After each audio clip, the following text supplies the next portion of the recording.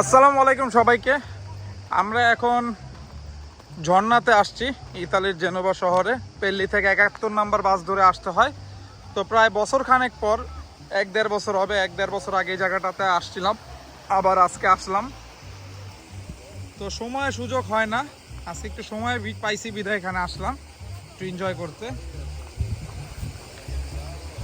তো ছবি ভিডিও অনেক কিছুই করার ইচ্ছা আছে, দেখি।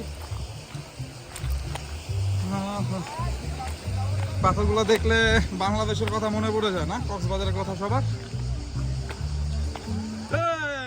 হামজা সাফি কই? এ দেখুন, আমরা যখন 1 বছর আগে আসছিলাম একটা মানুষও ছিল না, আমরাই ছিলাম, আর সাথে একটা গ্রুপ ছিল যারা বারবিকিউ করতেছিল।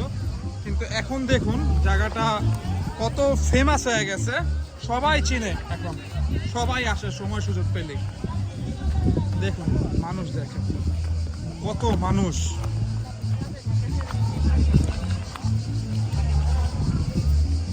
ওকে, ভালো থাকবেন।